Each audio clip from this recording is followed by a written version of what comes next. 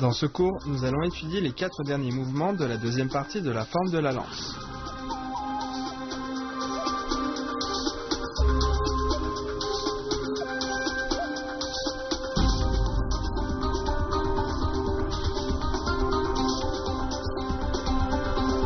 Passer la lance et piquer en bas. On tire la lance à l'arrière et on la redresse.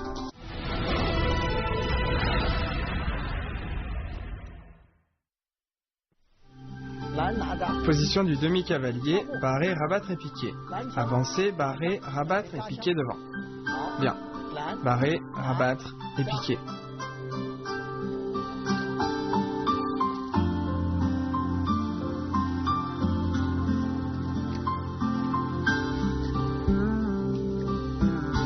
On refait.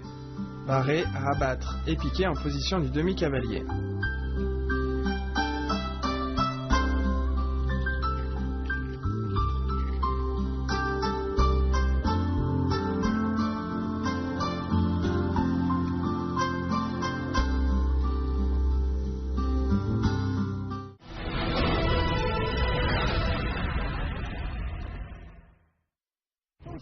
Tirez la lance et glissez le manche.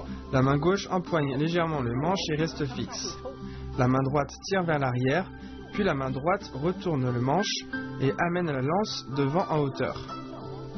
La main droite longe le bâton vers le bas, puis l'empoigne juste au-dessus de la pointe. Au même moment, on avance en position des pieds joints. Bien, je le fais une fois, regardez bien.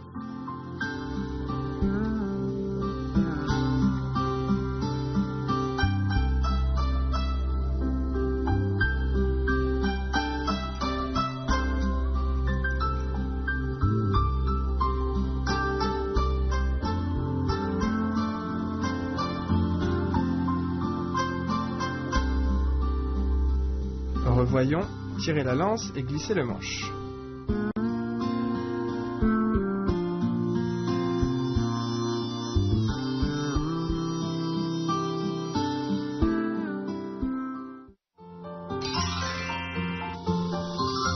Pour la pratique de barrer, rabattre et piquer, on peut rajouter un poids à la pointe au niveau de la houppe pour travailler la force des bras et des poignets. On peut aussi pratiquer le mouvement à deux avec un attaquant et un défenseur, ou encore seul sur un tronc d'arbre ou une boucle de corde comme cible.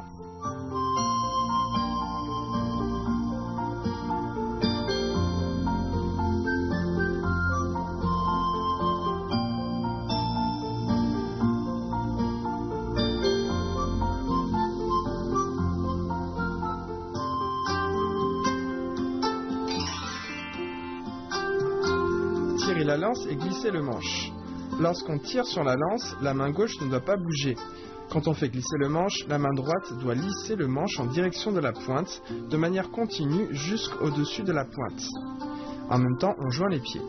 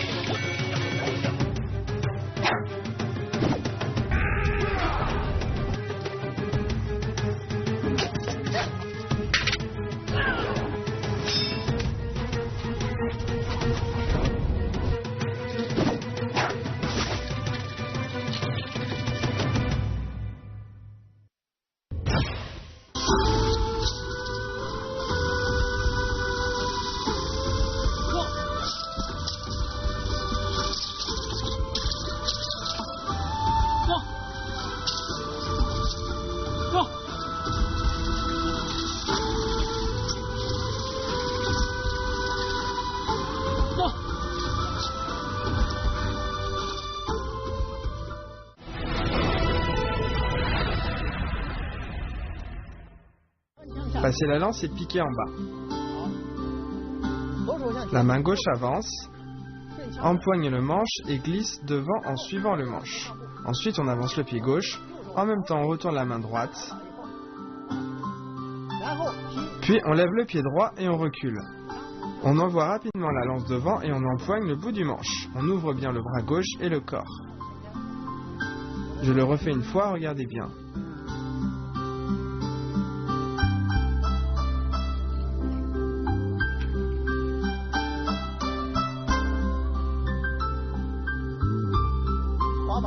Passez la lance et piquez en bas. On tire la lance à l'arrière, on la redresse, on avance et on la fait passer vers le bas. Attention lors de l'exécution. Quand on fait glisser le manche, il faut sentir avec la main devant pour empoigner rapidement le bout du manche. Il arrive souvent que l'on laisse la lance s'échapper. Donc quand on arrive au bout du manche, il faut absolument bien le saisir. Il faut également faire attention au mouvement d'avant. Lorsqu'on envoie la lance, la main droite doit glisser ainsi, puis en suivant le manche, venir saisir ici. Quand on redescend la lance, la main gauche doit pousser la lance, ensuite on peut alors et seulement la faire glisser vers le bas. Bien, refais-le une fois.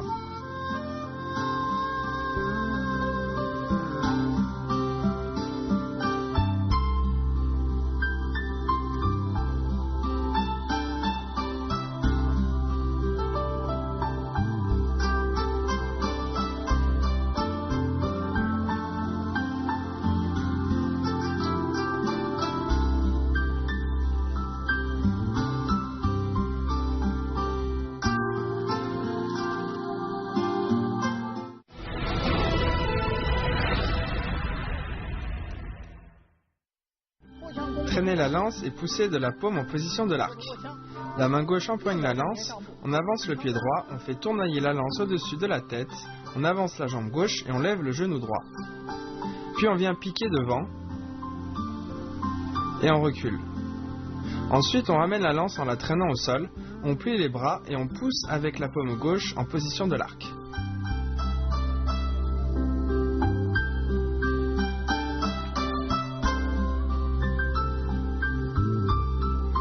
Pratiquons ensemble, traîner la lance et pousser avec la paume en position de l'arc.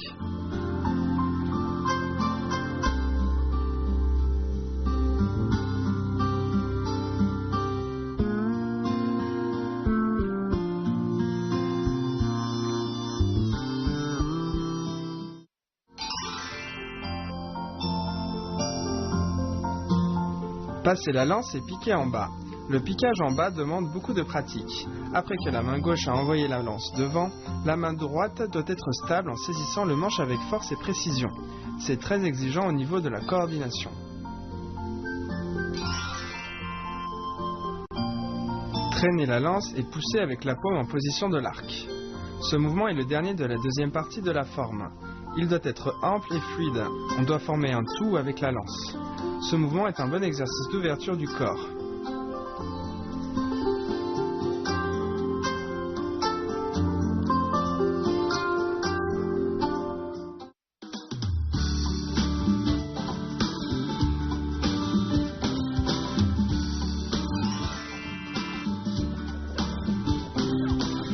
Zhao Yun est un célèbre général de la période des Trois Royaumes, de 220 à 280 après Jésus-Christ. Zhao Yun a passé toute sa vie à combattre à cheval. Il a participé à de nombreuses batailles, mais il n'a jamais perdu une seule fois. Par la suite, les gens le surnommèrent le général toujours victorieux. Il avait atteint un sommet dans la maîtrise de la lance. Zhao Yun, seul à cheval avec sa lance, réussit à sauver le fils de son seigneur au milieu d'une foule. Il tua des dizaines d'ennemis. Et lorsqu'il fut complètement encerclé, le cheval blanc qu'il montait était devenu rouge de sang. Ainsi, en Chine, Zhao Yun est devenu un modèle de fidélité et de courage.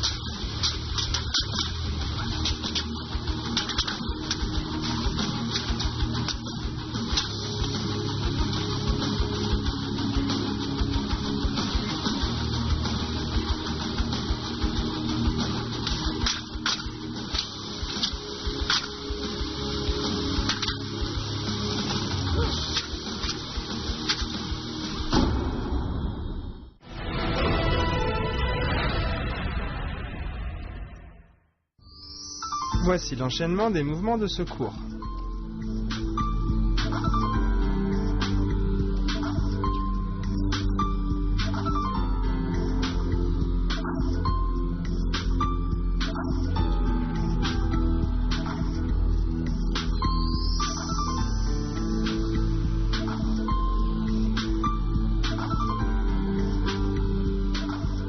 Regardons à présent l'ensemble des mouvements des deux premières parties de la forme.